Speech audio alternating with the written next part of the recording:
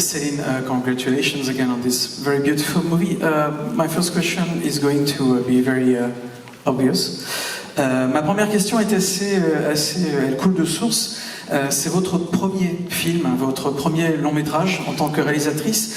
D'où vous est venue l'idée de ce premier film? Est-ce que c'est autobiographique? Where does the idea of the film come from? Is it autobiographical on any level?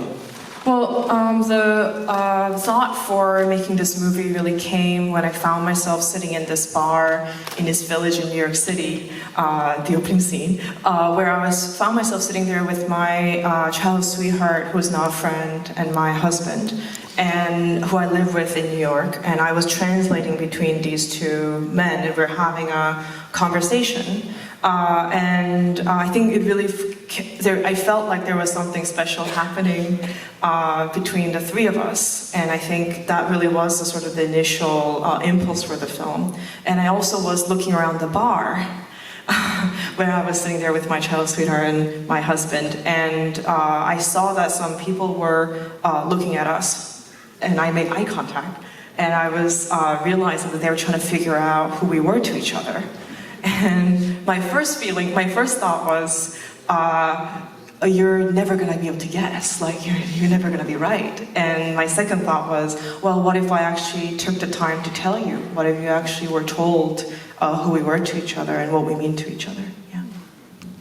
Oui, en fait, l'idée principale est venue, c'est vrai que c'est un peu autobiographique, parce que l'idée principale, et j'imagine que vous allez tous comprendre de quoi elle parle, lui est venue un jour où elle était assise dans un bar à New York, et elle était assise entre son ami d'enfance, enfin en tout cas, pardon, son petit ami d'enfance, qui est en fait devenu avec le temps un ami, et entre donc son petit ami d'enfance et son mari actuel. Et elle était assise entre les deux et elle traduisait de l'un à l'autre et vice-versa. Donc vous avez tout de suite évidemment compris, nous parlons de l'avant-dernière séquence du film.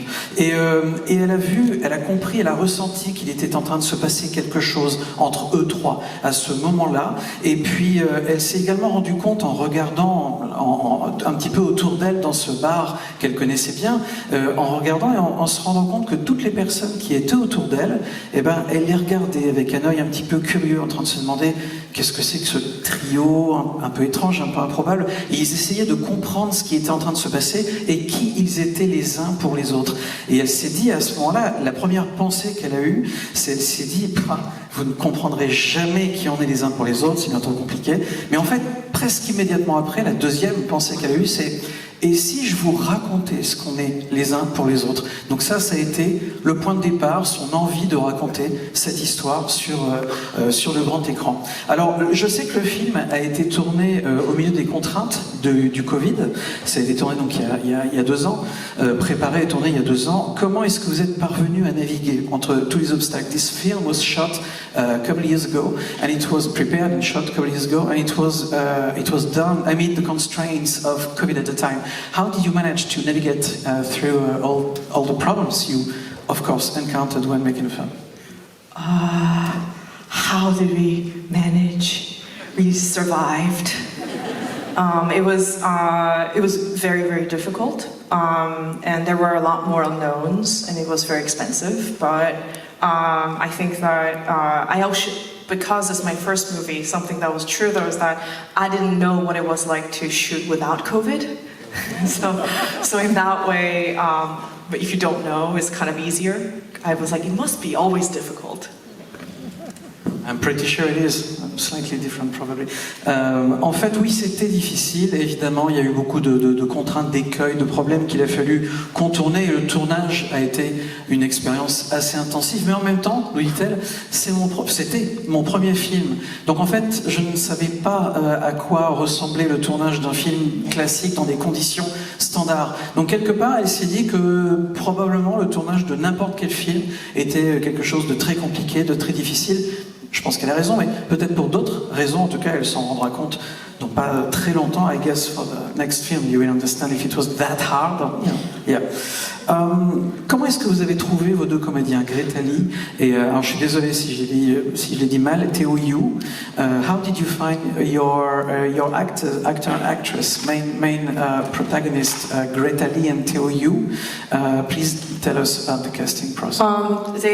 They they sent in tapes. They auditioned in a pretty traditional casting process. They sent in tapes. I watched, I think, hundreds of tapes for both roles.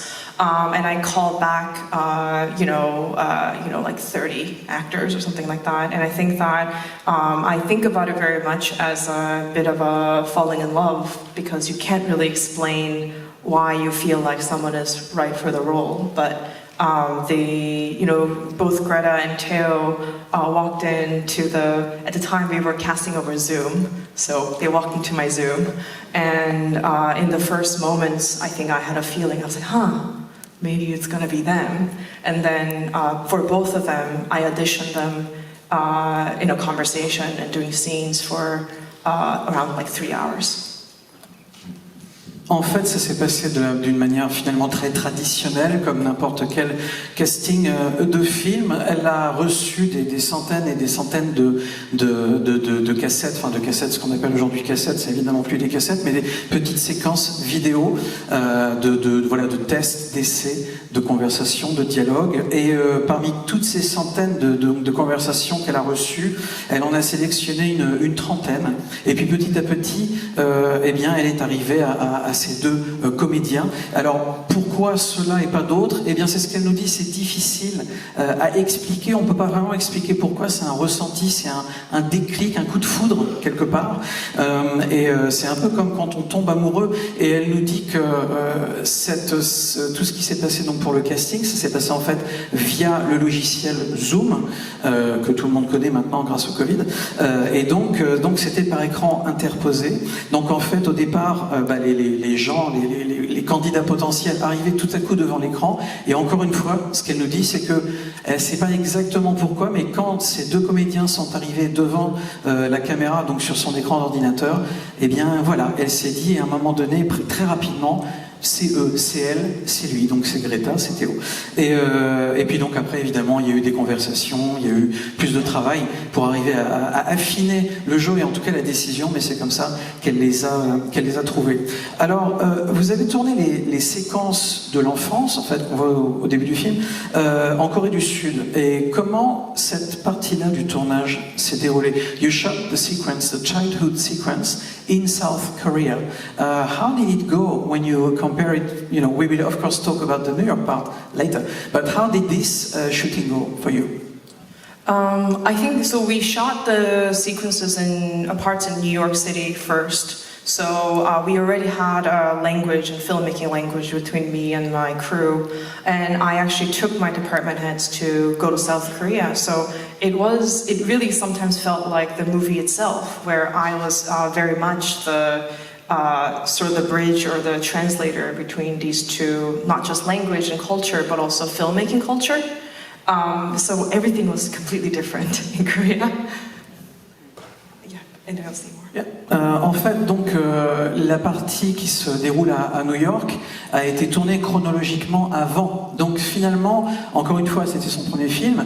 Elle a, elle aussi, appris sur le tournage le langage de la fabrication d'un film, tout ce lingo, ce vocabulaire qu'on a lorsque l'on dirige une équipe technique, des comédiens. Elle l'a appris en fait au jour le jour pendant qu'elle était en train de tourner toutes les séquences qui se déroulent à New York. Et puis après, elle a pris son équipe, elle est partie et hop, ils sont partis en Corée du Sud. Et là, évidemment, c'était vraiment loin dans tous les sens du terme, géographiquement, mais également culturellement. Et le tournage était très différent, tout était vraiment très différent. Et elle s'est retrouvée un peu dans la situation du personnage principal dans le film, c'est-à-dire qu'elle était la traductrice pour les membres de son équipe, qui étaient des membres américains, en tout cas qui avaient l'habitude des tournages aux États-Unis, en tout cas qui venaient d'acquérir cette habitude. Et bien tout à coup, tout était complètement chamboulé, et elle s'est retrouvée donc dans le rôle de traductrice. And my DP, my cinematographer, he's worked in Shavit Krishna. He worked in the UK a lot, and I think the Korean system is a little bit actually closer to the UK in that it's like whoever gets to the task first does the task. In the US, and especially in New York, it's very much union-oriented. So to move a chair, the right person has to come and move the chair. And so that was something that we were adapting to. And also the other thing is, shooting in New York,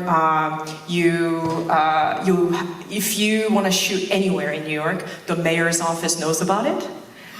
In Korea, we could really do it sometimes a little bit more guerrilla style. Guerrilla, not gorilla. L'autre chose qu'elle voulait dire, c'est qu'elle a travaillé avec un directeur de la photographie très talentueux qui s'appelait Shabir Kircher. Et son directeur de la photographie, donc Shabir Kircher, il a l'habitude, il est britannique, il a l'habitude de travailler en Angleterre.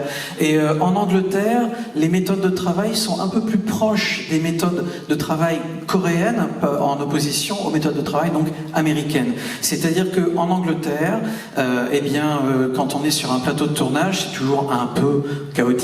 Et par exemple, quand il faut bouger une chaise, c'est un truc qui paraît simple à nous autres Français, mais pour les Anglais c'est un peu pareil, c'est-à-dire que la première personne qui est à côté, par exemple si c'est, je sais pas, l'éclairagiste, il est à côté, il prend la chaise et il la bouge, voilà, c'est simple, c'est naturel. Aux États-Unis c'est pas comme ça, tout se passe avec des unions, comme on le sait en ce moment, tout se passe avec des unions, et donc c'est vraiment la personne qui est censée faire tel ou tel geste qu'il a fait, et pas une autre. Et donc forcément c'était un peu compliqué, il y a parfois sans doute eu quelques clashs culturels par rapport à ça, mais c'était beaucoup plus simple de travailler effectivement avec des Anglais qu'avec des Américains, etc., etc., et de la même manière en Corée. Et puis un autre truc qui se passe aussi, c'est que parfois quand on a envie de faire une séquence, une scène, un petit plan dans tel ou tel endroit à New York, à New York, encore une fois, tout est très très très réglé, millimétré, et le bureau des tournages qui se trouve à la mairie de New York est au courant de tout. En tout cas, il faut qu'il soit au courant de tout. Alors qu'en Corée, c'est beaucoup plus libre, beaucoup plus simple, et parfois il leur arrivait d'aller filmer en mode guérilla, c'est-à-dire voilà, on prend la caméra, on la sort au dernier moment, on fait le plan et tout va bien. Ben voilà, à New York, c'est pas comme ça que ça se passe. En opposition à la Corée, du coup, le tournage dans les rues de New York, ça n'a pas dû être facile tous les jours. Est-ce que vous pouvez nous parler un petit peu de cette expérience? When we just talked about shooting the film in South Korea, so now let's talk about New York City. It must have been sometimes pretty chaotic, pretty tough to shoot in the streets of New York. I mean, we know what the streets of New York look like, so maybe you can talk to us about this experience. In New York City, I mean, my joke that I've told before is there are two divas on set, and they weren't actors. One was my 35mm film camera, and the other is New York City. And those are the most difficult elements of making this movie. And I think, for example, that scene at the end where Nora is walking Hesung to the Uber and then walking back, in that scene, just on the other side of the 150 feet of track that we laid, was East Village, New York City on Friday night, which I don't know if you guys have I don't know what the equivalent is for you guys, but it's like, everybody's had too many to drink, and it's like, it's a big party street. So just on the other side, there were drunk people yelling like, "Is this Spider-Man?" So they were all yelling and being very disruptive, and the sound design was fun, Sounds so much fun. Céline nous dit qu'il y a une phrase qu'elle a l'habitude de dire assez souvent, c'est que sur ce film, sur le tournage de ce film, il y avait deux divas. Et alors évidemment, on s'attend à ce qu'elle cite les noms de plusieurs comédiens, mais pas du tout. C'était pas les comédiens et divas, c'était la caméra 35 mm qu'elle a utilisée. Parce qu'aujourd'hui, évidemment, tout le monde filme en numérique, mais le 35 mm, c'est faux. Plus compliqué à maîtriser, on va dire, et la ville de New York. Parce que la ville de New York, encore une fois, tout est millimétré en termes d'autorisation, etc., etc. Mais par contre, en ce qui concerne la vie dans les rues de New York, c'est pas toujours facile. Elle nous donne un exemple dans la dernière séquence. Là, vraiment, la dernière séquence, c'est où Nora est en train de marcher vers la voiture Uber de son ami qui repart en Corée et qu'elle marche ensuite dans l'autre sens pour retourner à l'appartement, ce travelling comme ça. Eh bien, ça a été tourné donc dans la rue, hein, à New York, dans le quartier de East Village. Alors, elle ne sait pas, je ne sais pas non plus, combien d'entre vous connaissent ou ont été à New York, mais le quartier de East Village, et en plus, ça a été tourné un vendredi soir. Et le quartier de East Village un vendredi soir, bah, c'est un peu la rue de la soif, on va dire, hein, à New York. Et c'est le chaos, c'est épouvantable, il y a un bruit terrifiant, il y a beaucoup de gens qui ont beaucoup trop bu, qui sont dans tous les sens, qui posent des questions fortes. Est-ce que c'est le tournage du dernier Michael Mann? Des trucs comme ça. Et il faut arriver à faire en sorte de tourner le film. Donc évidemment, j'imagine qu'il y a eu de la post-prod au niveau du son. Je lui demanderai tout à l'heure. Mais voilà, c'est le genre d'éléments avec lesquels on est obligé de composer. Donc non, le tournage à New York, c'est loin d'être quelque chose de tout repos. Did you have to actually make post-synchronization, sound again, re-recording when you were shooting in the streets of New York City, or you could manage to keep whatever was happening? We actually could keep so much. The only thing that we couldn't keep was Dumbo, Okay. the Brooklyn Bridge Park. Down under, yeah.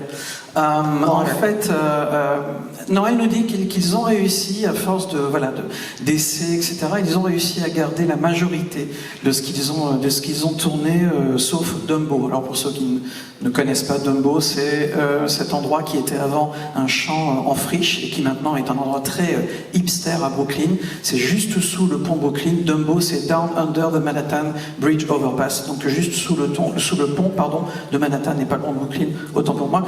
J'ai confondu. Il y a beaucoup de plans dans le film où les personnages sont filmés de loin, où on voit que les reflets, par exemple, et le résultat est très beau, ça apporte une dimension supplémentaire. Est-ce que vous pouvez nous parler de la manière dont vous allez travailler avec le directeur de la photographie, dont on a très brièvement parlé, Shabir Kircher?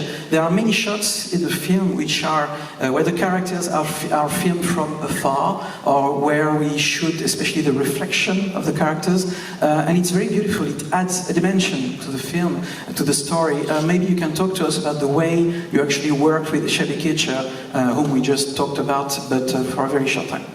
Well, I think that there are a couple of approaches. I think one of which was that we wanted to see New York City from eye level, or as like somebody who lives and loves a particular city sees that city. So I feel like that was something they were talking about a lot, and I think connected to that was very much about how these characters, it is really about these characters who is living through so much time and space. It's a vast amount of time and space in their lives, and the way that even though they're ordinary, their stories are very epic in scale, and because it traverses 24 years and Pacific Ocean. So I think to me it was about the way that they must feel at once meaningful and significant, but also small and insignificant too, because I think that really is a way that we live our lives too. So I think those are the things that we're talking about a lot. And of course, when it comes to reflections, it is about the space that exists outside of this particular life, which is sort of where the movie ends up. Oui, en fait, elle et le directeur de la photographie, donc Shabir Kircher, il voulait filmer New York à hauteur d'œil, à hauteur d'être humain, c'est-à-dire filmer New York vraiment comme si on était aux côtés des personnages, mais on était nous-mêmes des habitants de la ville. On est vraiment avec eux dans la ville, et c'est ça le sentiment qu'elle voulait faire ressentir pour les spectateurs, parce que c'est une histoire qui est une histoire quelque part, une histoire épique, une histoire d'amour qui se déroule, d'amour contrarié, qui se déroule sur plus de 20 ans, qui se déroule sur plusieurs continents avec un océan qui les sépare. Donc il y a quelque chose de grand, de grandiose quelque part aussi dans cette histoire, en tout cas qui les dépasse, mais en même temps ils se sentent eux-mêmes aussi petits par rapport à l'immensité de ce qui les entoure et par rapport à tout ce chemin qu'ils doivent parcourir pour arriver à leur but, pour arriver à faire, en tout cas, à trouver un but dans leur vie. Et c'était ça qu'elle voulait faire ressentir, qu'ils voulaient, encore une fois, tous les deux, faire ressentir au travers du cadrage, au travers du travail sur les reflets, le reflet qui symbolise également le monde qui les entoure et qui continue de tourner, et toutes ces sortes de choses. Alors maintenant, ce que je voudrais savoir, c'est s'il y a des questions dans la salle. S'il y a des questions dans la salle, je vais vous demander de lever la main, et une fois que vous aurez la main levée, on pourra vous faire passer un micro. Et quand vous aurez le micro, merci de vous lever pour que je puisse voir qui est en train de parler. Donc là, par exemple, je vois une dame ici, avec un top rouge et une veste sombre. C'est à peu près tout ce que je vois, parce que je suis vieux. Allez-y. Bonjour, merci pour ce beau film, très bien filmé d'ailleurs. Au départ, j'ai eu un petit peu de mal avec la chronologie, mais ça s'est expliqué par la suite. Alors, je voulais vous demander de nous repréciser qu'est-ce que c'est que le In Ye On. Well, thank you for the film. It's a beautiful film. Thank you very much. And the question basically is, could you please explain us one more time what is Inyan? So Inyan is this Eastern philosophy concept. It's not just something that is unique to Korea. It actually exists in China, it exists in India, and I think it also exists in Thailand. So it is this is connected to this notion of Eastern notion of destiny, where destiny is not something that you go out and try to get and find, but it is something that just walks into your life, where you cannot control it and you cannot stop it, and destiny just comes to you. And Inyan is very much connected to that. It is about the way that we are connected to each other just by having walked into each other's lives. So I know that, for example, sitting here with all of you guys here, I know that we are Inyan in some way. And what that means is that, you and I are talking, he's not looking at me, but you and I are talking, and we're having this conversation, and then I'm also having this conversation with you. And what this sort of implies is that because it's connected to also the notion of reincarnation of many lives, the idea is that, maybe you and I are meeting each other around this question that you asked me about what Inyan, but maybe 200 lifetimes ago, maybe we were married, right? Maybe 200 lifetimes before that, maybe we were enemies, maybe we killed each other, and maybe 200 years lifetimes before that, maybe we were mother and son. I think that there is a way in which that we can think about even the smallest connection, like the one we're having now, as significant. Because it means that the reason how we are able to encounter each other in this life means that there were so many lives before this where we bumped into each other. So that's the notion of Inyan. But of course, there's certain lives, relationships that we have in our lives now that are more significant than just two people who have conversation once, right? But so for example, like me and my sister, what an amazing Inyan that we must have known each other, run into each other so many times before that we are now sisters. So that sort of is the notion of Inyan. So it's very long. Thank you. La question portait sur le Inyan. Qu'est-ce que c'est? Elle nous dit que le Inyan, là évidemment on vient de voir un film avec des personnes qui sont sud-coréennes, mais ça n'est pas circonscrit à la Corée du Sud. Le Inyan, c'est une philosophie de l'Est, de l'Asie, que l'on retrouve en Chine, que l'on retrouve en Inde, même en Thaïlande. Ce n'est pas encore une fois donc circonscrit à un pays, c'est quelque chose de plus large. Et ça part du thème du destin en tout cas tel qu'il est envisagé, tel qu'il est compris dans l'Asie du Sud-Est.